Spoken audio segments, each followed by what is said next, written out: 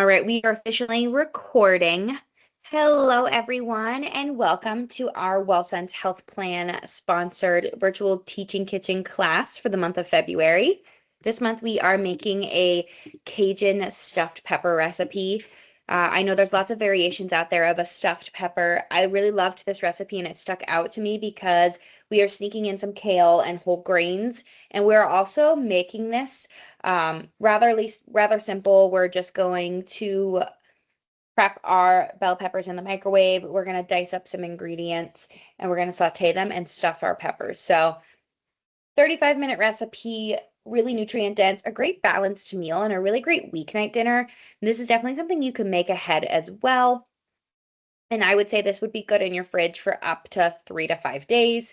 I do think sometimes, as leftovers get towards the end of their life, the texture changes, but really great, simple forward recipe we have here. Just a really good, hearty dinner or lunch option to kick off February. So this does have a few cooking components that we do simultaneously. We are going to start out the class by preparing our peppers so we can pop them in the microwave for roughly 10 minutes. So what I'm going to do here is, because we want to stuff them, we want to cut them in half and we want to de-seed them. So I have my peppers here washed and dried, cut right down the center. And I'm just going to take my hand and scoop out the insides. I think bell peppers work great for this recipe. They're a little bit more tart. They have a particular taste to them that I find to be a bit more on the, not even tart, but just compared to a red pepper or a yellow pepper or an orange pepper, those are more sweet. A red pepper, I'd say, is the sweetest. So I think this works really well because we're not doing a lot of sweet flavors here, but absolutely, if you prefer a red pepper, whatever pepper you have on hand would actually work. Scooping out.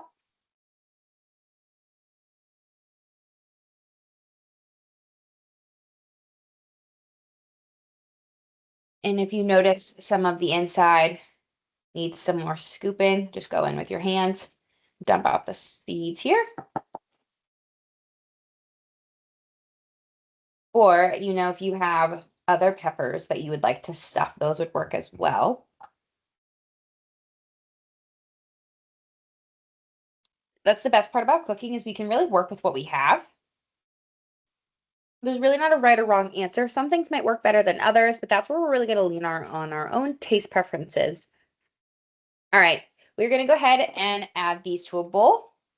We're going to add just a little bit of water to allow them to steam. And I'm going to put this in the microwave for 10 minutes because we want these to soften up real nice. The recipe calls for parchment paper to capture the steam. I do not have parchment paper, so I'm just going to go in without any topper. And I'm just going to keep my eye on it, knowing that the steam isn't going to really be trapped very closely to it, but it'll still do its job. So in a microwave safe bowl, into the microwave it goes. I'm actually going to start it with 8 minutes, and then we'll see if it needs 10.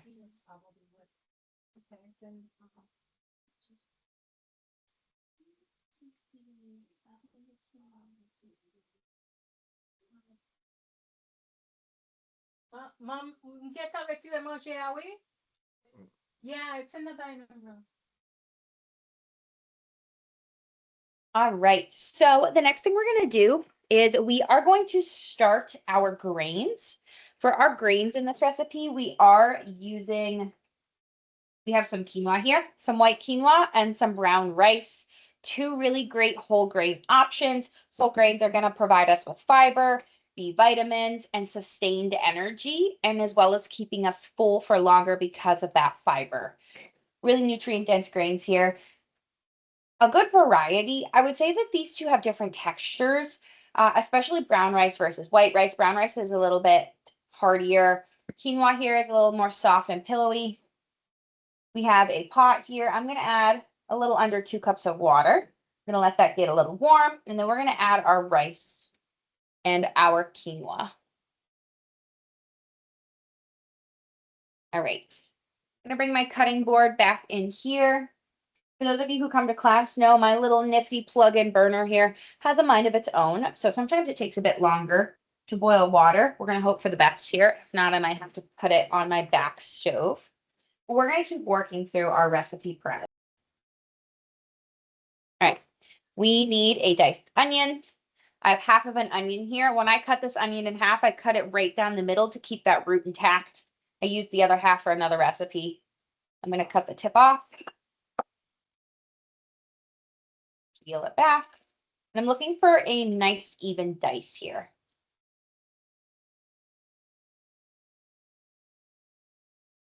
All right, quick knife demo. I have a small chef's knife here. When we work with knives, we want to make sure we're protecting our fingers and our knuckles. We don't want to chop any fingers off. We want to practice good knife safety. So the best way to hold a knife is we're going to pinch the spine of the blade. This is the sharp part. This is the dull part. We're going to pinch and wrap our fingers. Pinch right where it meets the handle. Pinch, wrap. You'll see here I have really great grip. Versus some folks might feel like this is a little bit more natural. You can see how easy it is for me to wiggle this blade. That to me screams not good knife safety. And then some folks might choke up on it. Your knuckles are going to hit the cutting board. We pinch and we wrap. All right, now we got to talk about our guide hand. We have a guide hand with cutting. The goal is to help guide the food with the knife and not result in any chopped fingertips. Sometimes when we hold food, we might think to hold it like this. I'll show you with just this little motion here. This is a big safety concern. It's really easy to nick your nail, nick your finger. So the best way to avoid this when we're having a guide hand is to curl our fingers. And we do what we call the eagle claw or the bear claw. And we just hold the food that way and allow our knuckles to protect our fingertips. And you can see here as I go up and down, I don't really nick anything important. Gonna still keep the food where it needs to, guide, hold the food without getting a finger chopped. All right, so let's pinch and wrap, guide hand. We're going to slice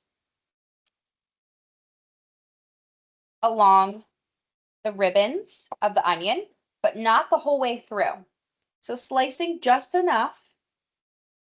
This root is keeping everything intact. So we went up about this far, about 3/4 of the way of the onion. Okay. The next thing we're going to do is we're going to hold the onion like this, and we are going to make horizontal cuts. We're not going to go the whole way through. We're going to go the same distance as that. Because I need my onion to go the whole way through and I don't want to cut myself, I'm going to kind of keep my hand at an open palm to keep it in place, keep the fan from opening. And I'm going to do about 3. Again, didn't go the whole way through. See some of the insides falling out a little bit. I had a test in college once while I was training to be a dietitian on how to cut an onion, and this was the test. It was very stressful because the onion made me cry from all the sulfur being released. So if cutting onions is scary to you, I totally relate to that. We just cut down the sides. Voila. A really nice even dice. You can see here how closely these are all the same size. This is my personal favorite way to dice an onion. Get really consistent results, which is really important for cooking. We want the pieces to cook evenly. All right, our water is heating up. Great. I'm going to actually go ahead and add my rice. We're going to cook that, and then we add our quinoa.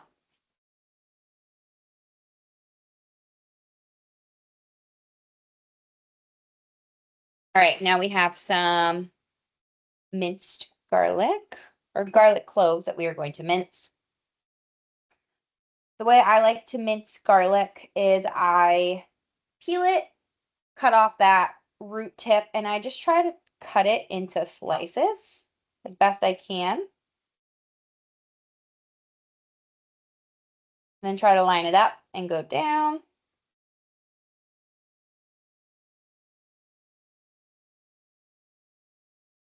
And sometimes I like to take a knife and pivot it back and forth just to get it into smaller little chunks.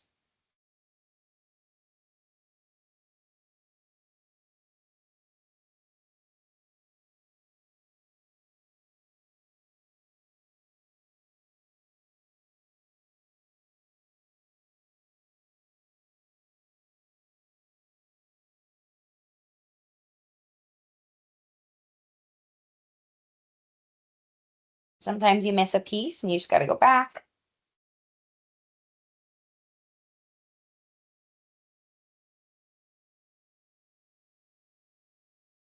And it is okay to go slow.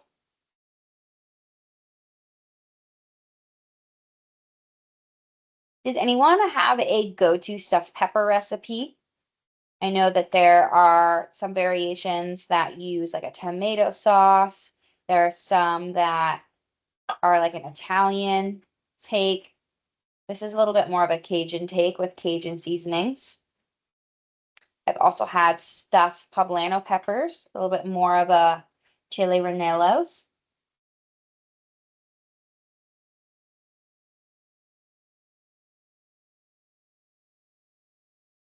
And if you don't have either of these vegetables, we can sub for garlic powder or garlic or onion powder.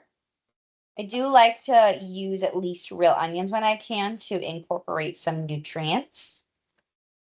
There are some nutrients coming from the garlic here, but if in terms of time and what you have on hand, powder works just fine to get those aromatic scents. When you cook onions and garlic, some recipes have you cook them together. I actually like to recommend we cook them separately. Onions have, well, you've heard of caramelized onions. When you cook them longer, they really release this flavor and get really soft and sweet and caramelized, and they're wonderful. Garlic will burn really quickly. So sometimes these two things shouldn't be cooked at the same time if we're trying to yield certain results.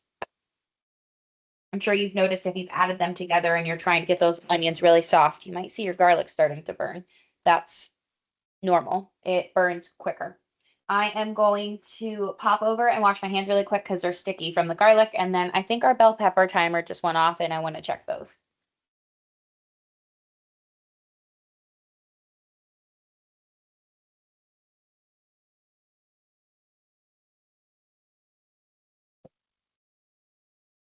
All right, when getting it out of the microwave, take a dish towel just in case it's too hot. These are looking really good. They're nice and soft. I can see even the skin is starting to separate. So I think that 8 minutes was quite perfect. All right, I'm going to set those to the side. So we have our onion ready, our garlic ready. The only other ingredients we need for the filling is our grains. We have some kale here. We're going to do some no salt added diced tomatoes. It is not tomato season where we live, if you are in Massachusetts or in another state up in the northeastern area.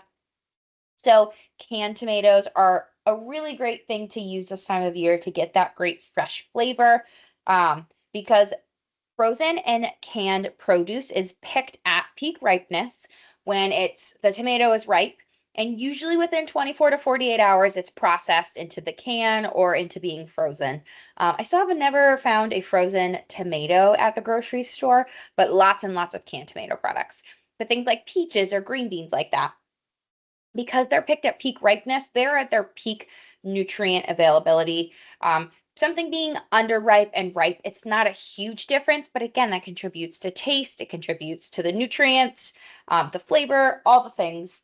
So canned tomatoes are really great, help you get that fresh tomato flavor without feeling like you don't have to splurge on the fresh from the grocery store this time of year because they're not in season. When I look at canned vegetables, I personally like to choose no salt added. There's really no reason that we need to have salt in these products. If you look on the back, you'll be able to see this has no salt added. So if you look at the ingredients, it's just tomatoes, tomato juice, calcium chloride, citric acid. This is to maintain freshness and color. And there is just a natural 15 milligrams of sodium coming from the tomatoes because there's no salt added here. If you picked up this jar and then another jar that had salt in it and tasted them, I guarantee you, you wouldn't really notice if one was salted and one wasn't. I like to add salt while I'm cooking and when I'm going to taste it.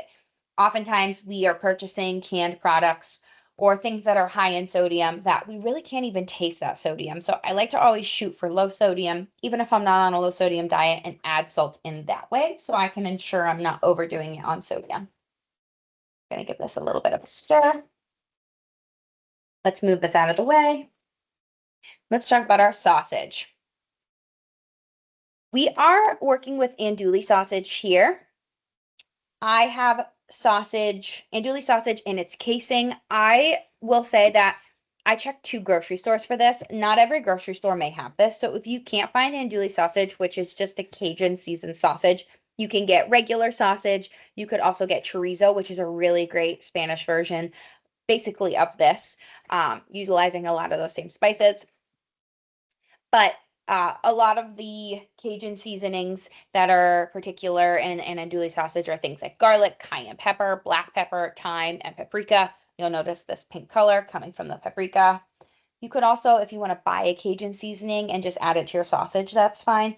But generally, these are going to add a little bit of spice, a little bit of heat. They are usually a blend of pork products, so that's something to be mindful of. We can sub for chicken sausages for a little bit more of a leaner option. Pork sausage is a bunch of different parts of the pork, of the pig, from pork products. So, and you can see this marbling here is that fat. So this is going to be a fattier cut of meat, a fattier processed cut of meat. I just like to remind folks everything in moderation. So this is still a source of protein. We are still going to get iron and protein, the amino acids we need. So it's still a valuable thing to add into our diet. And, we want to choose these foods in moderation. They fit into a healthy diet. All right. The recipe tells you to cut up your sausage, but actually my sausage is in its casing. So instead of cutting it up, I think I'm going to crumble it when I use the pan. So let me grab a bowl that we're going to crumble this into. We're going to squeeze it out of its casing.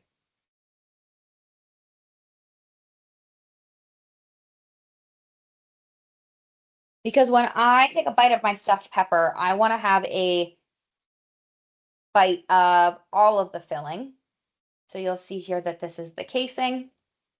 And when they make sausage, they take the sausage mix and they stuff it in this casing. So you can just squeeze it right out.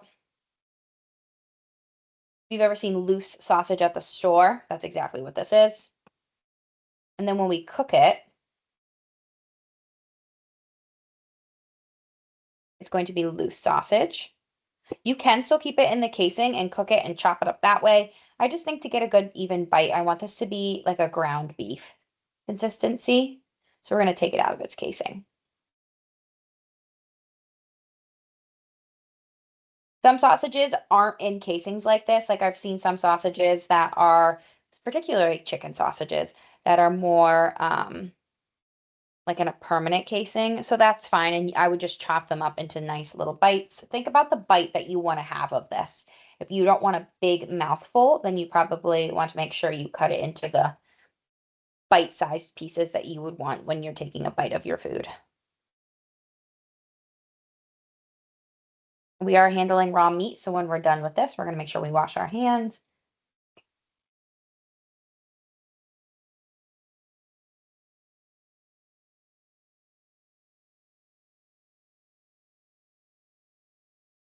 All right.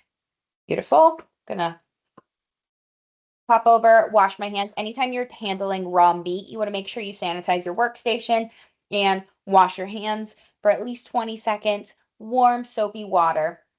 If 20 seconds is a time that you're like, I don't really know if I'm doing it long enough, I like to sing happy birthday in my head twice. That tells me it's been long enough. And make sure you get underneath your nails if you have longer nails. We want to try to keep all of this raw meat from contaminating anything because we cook raw meat in case it's carrying bacteria that gets killed off in the cooking process. So I'm going to go ahead and pop this in the sink and wash my hands. I'll be right back.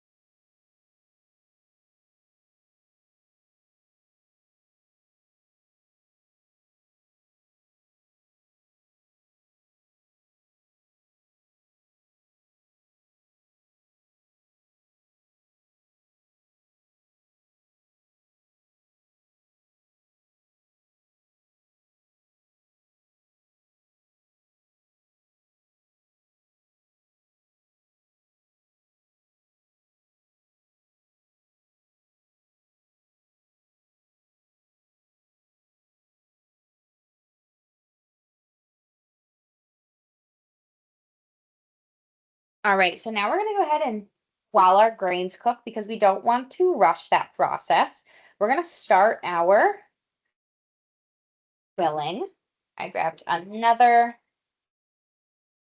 burner. And we are going to turn this on. I'm going to check the chat here, make sure that there were no questions. Deborah says she has one with tomato sauce, cheese, and ground chicken. That sounds really good, Deborah. Cheese is definitely a worthwhile addition.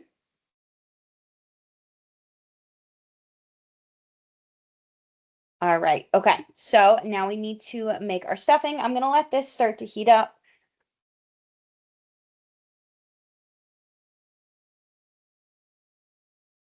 Once I notice this starts to look cooked, for the final 10 minutes, I'm going to add the quinoa. We're going to mix them together.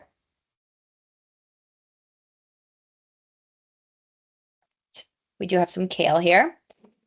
I bought pre-chopped, pre-washed kale. You see these thicker pieces, you can remove them. They will soften in the cooking process.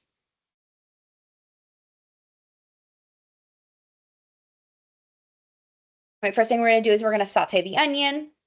Then we are going to add our sausage, garlic, thyme, and allspice all at the same time with a little bit of salt. You can kind of reserve the salt. I'm sure the sausage is rather salty in general. I didn't take a look at the package, but sausage is usually seasoned when cooked. All right, this is starting to heat up. Friendly reminder, when cooking with stainless steel and nonstick pans are not the same thing. When we cook with stainless steel is really great because it can withstand lots of cooking. It's not going to stain, it's not going to rust, but usually it's not a great heat conductor, and the core is usually another metal such as aluminum, copper, things that conduct heat better. And when you see a pan that stainless steel, usually just the bottom or the whole pan is going to have that core. So all parts of this is going to get hot. But with that, stainless steel, when it's room temperature or cold, the pores of the pan are a little bit wider apart. And when you heat it, they swell and they come together. That's going to allow us to have food not stick as much. So some of the issues I see when people are cooking with stainless steel and their food is sticking is the first thing they don't do is let that pan get up to a proper heat before they add their oil. They're allowing it to heat and close those particles. So then when you add the oil, it's going to glide over it versus when it's not warm enough, it kind of gets stuck in there, and so does the food. All right, this is feeling good. We're going to go ahead and add our oil. I'm adding avocado oil here. You can add if you're cooking with olive oil, I would do just olive oil. I would reserve your extra virgin olive oil, those nicer oils for non-cooking related things. You could go in with some canola oil. I love avocado oil. It's a great heart healthy fat and it's a neutral oil, so good for baking, and it's great for cooking as well. And it withstands high temperatures. I'm gonna go ahead and add my quinoa.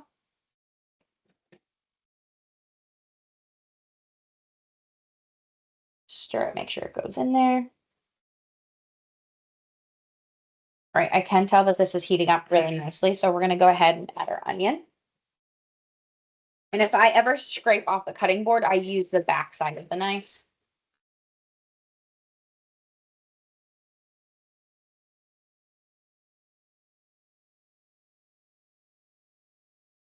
Also, great reminder when working with stainless steel, if you're trying to move food before it's ready, sometimes it'll stick. But notice how this is gliding really well. It was coated well in oil.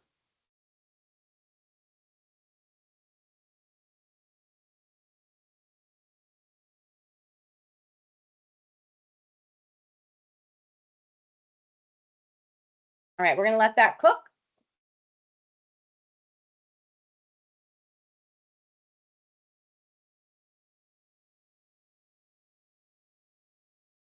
We're going to add in the garlic when we add in the sausage because we don't want our aromatics to brown.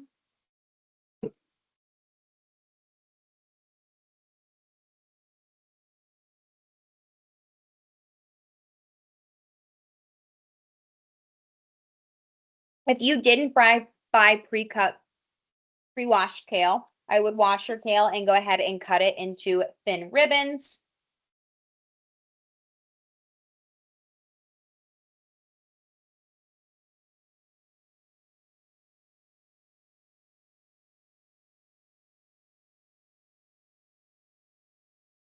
This is starting to look good. See it browning. Browning is great. That equals flavor. Browning is one of my favorite ways to add more flavor to a dish without adding sodium. Brown is good. We don't want to burn.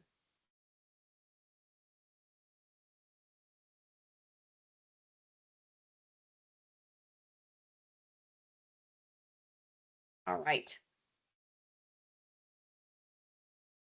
This is cooking really well. I'll give it another minute or so.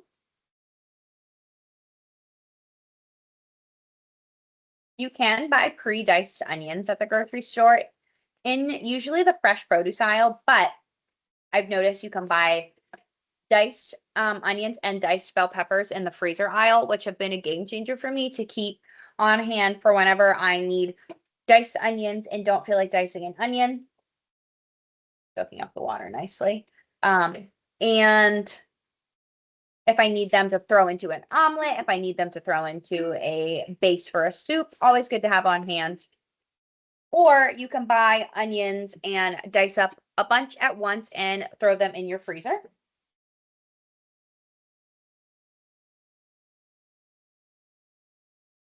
And add a little bit more water.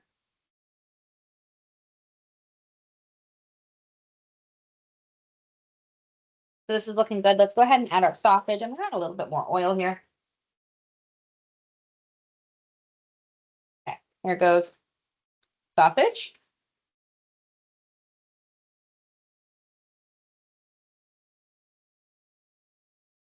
Onion, or I'm sorry, garlic.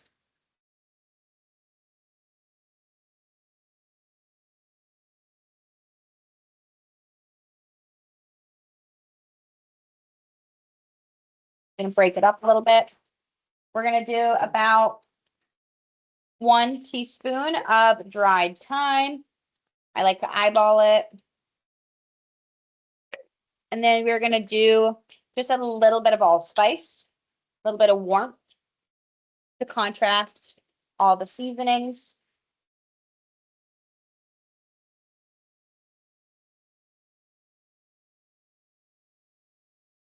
I know where I live, it's been bitterly cold and snowy these past few weeks, so it's always really nice when you can get like a warm, comforting meal in. I think of the warm weather, I always think of soup, but sometimes soup gets old, so I like to find other ways to find warm meals.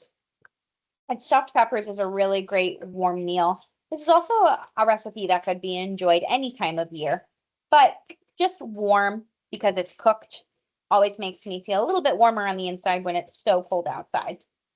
Also, finding ways to get in good nutrition. When this time of year, we aren't maybe getting outside as much as we'd like to due to the cold, maybe not moving our bodies as much as we'd like to. So still providing nourishment for our bodies by eating balanced meals, incorporating whole grains, fruits and vegetables. We are adding kale, so we are getting some greens in here. We have onions, and we are getting tomatoes, so lots of vitamin C.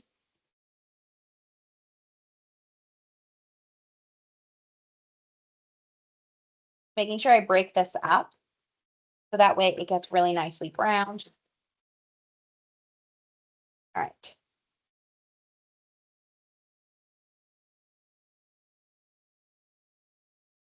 What do we think so far? Is this recipe looking like something we might try? I love a quick weeknight dinner, so for me this was easy.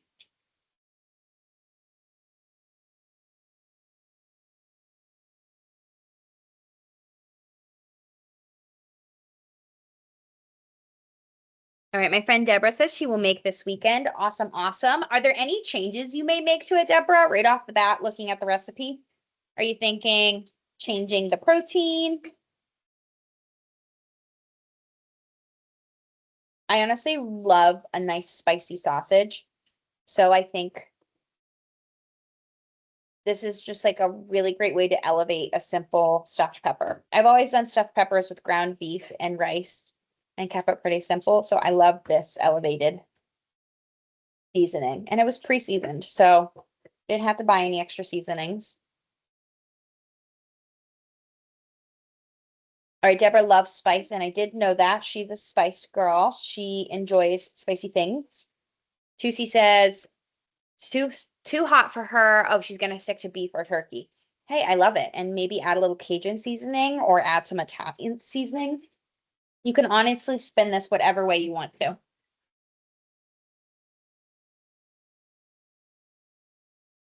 Tusi said she's gonna try kale, or no, she's gonna try spinach. She likes kale, but she'd like to try spinach.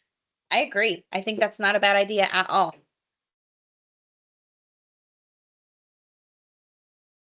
You can even buy frozen spinach if you are not wanting to buy a whole bag. All right, this is coming along really nicely. I'm going to get a scoop of this and let it cool, and I'm going to do a test of how done it is. Because we're mixing two grains at once. You really could just do rice or quinoa. I find it interesting the recipe calls for both. Two sources of whole grains, but I think it's going to add a different texture, which I really like. And quinoa has a little bit more protein than rice, so I'm cool with that. All right, this is looking great. I'm going to go ahead and add my diced tomatoes, just 1 can. Tusi said she's going to add Creole seasoning, can handle the spice on that. I love it. I love it, love it. And, oh, Deborah says, how does it smell so far? Deborah, it smells really fragrant.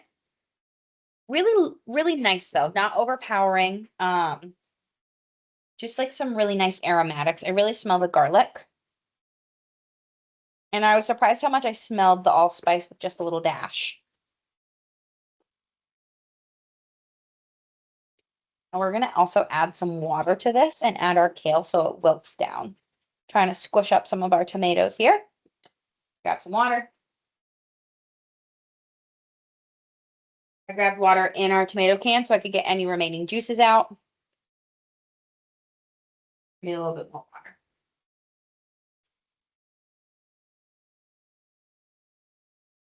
All right.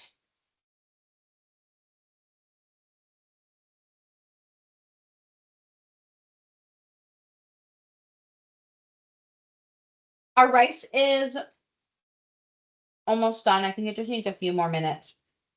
It's still a little firm to the bite, which is not bad at all, but I think it needs a little bit longer. I'm going to go ahead and season with some salt.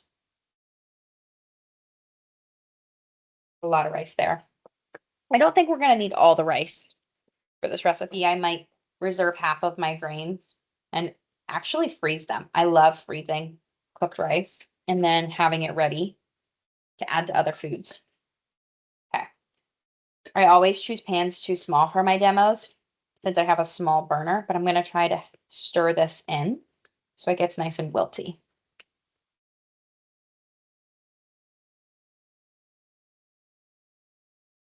Right, and my favorite spices to add are salt and some fresh cracked pepper.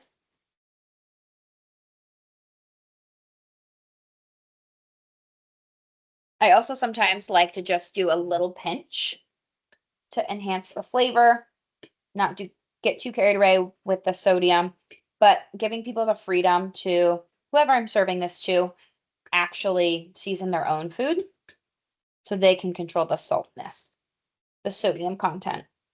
I love salt, so I have been told by family that sometimes I overdo it. But for me, perfect amount.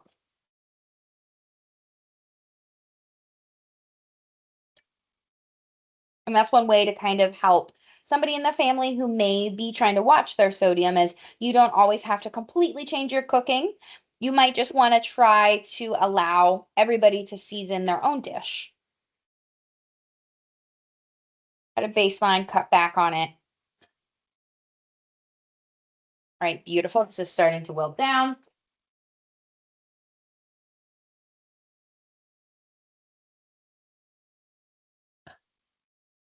sure I keep this stirred.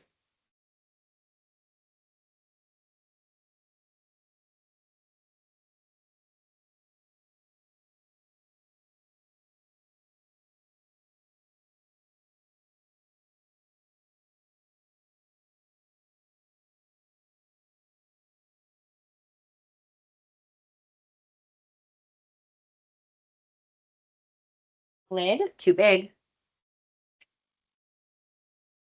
All right. So the recipe wants us to add our peppers to the top.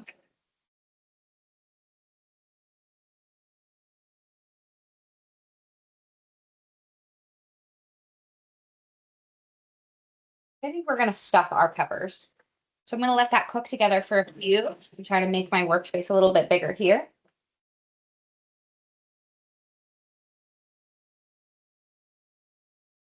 Thinking this is going to be done here momentarily. Do another taste test. Beautiful.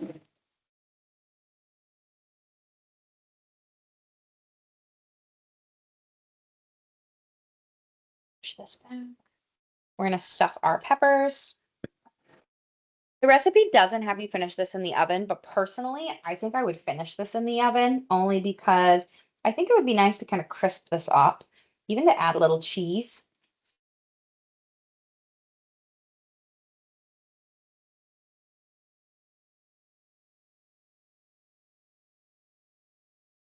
All right, this is done.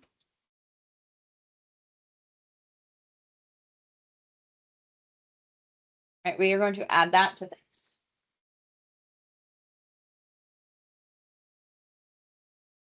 I'm going to do about half. We definitely have way more filling than we need for the 2 peppers, but this in itself looks like a super delicious meal. So any of this leftover, I'm going to enjoy as is.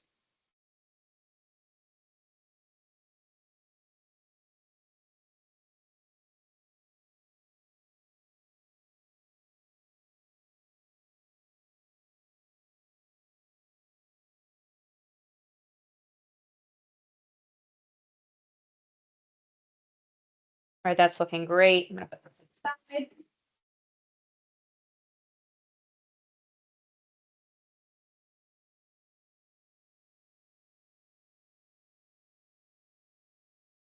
Love that. All right, you can stuff these all, or you can stuff as you serve. So maybe we'll do that. If I would serve myself 2 peppers, or I have 2 peppers that would be eaten for dinner. Take this spoon out. Have my pepper here at the inside. Perfect. Onto the plate. Or I'm thinking out as I'm looking at this, another way that you could serve these peppers is you could just dice up the pepper and add it to this, add some broth, and you have some stuffed pepper soup, some Cajun stuffed pepper soup. Okay, what do we think? So what we have so far. Getting a little facial. I don't know about you, but I'm looking at this and it's missing something. I think it's missing cheese. I think we need some extra calcium in here. It would make it more nutritious, right? Let's do some cheese.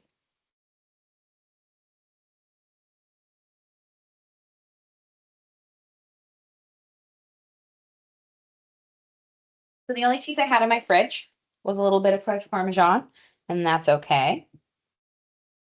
A little creaminess. Why not? All right, my friends, this is our final product with some makeshift cheese. I think some pepper jack cheese would be really yummy on this.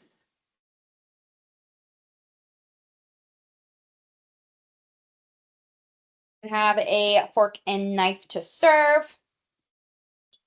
So let's do our taste test together. That pepper cut perfectly for being cooked in the microwave, which is awesome. Little string. All right.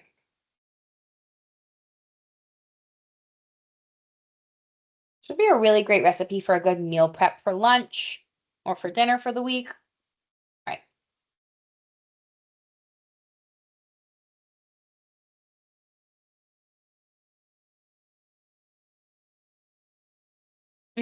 First bite, I taste the sausage and how flavorful that is. The pepper is actually cooked perfectly for being cooked in the microwave. Really soft, but adding that typical pepper flavor that we all know and love. I can't really notice the grains, but the kale is definitely there. And a hint of the cheese just adds a little nuttiness. And this isn't overly spicy. I can sense some like flavor heat when I first take a bite, but I don't notice a lot of spice. And this is definitely not a recipe that you're going to have to be worried that you're going to be chewing a lot. So I think about that sometimes. I love steak, but sometimes it's a whole effort to be really chewing a lot. So I try to think of that, if I had a long day of meetings and, I just feeling a little fatigued. Mm. I do hint, I taste like a hint of that allspice. Really subtle, but really delicious. I do love the hint, just a little bit of cheese to bring out that nuttiness, but really good. Less than 40 minutes. Easy peasy. Okay, I'm going to end the recording and then I'm going to give people who might have something to ask off camera the opportunity to do so. But I just want to thank WellSense for sponsoring today's class, and I will see you all next time.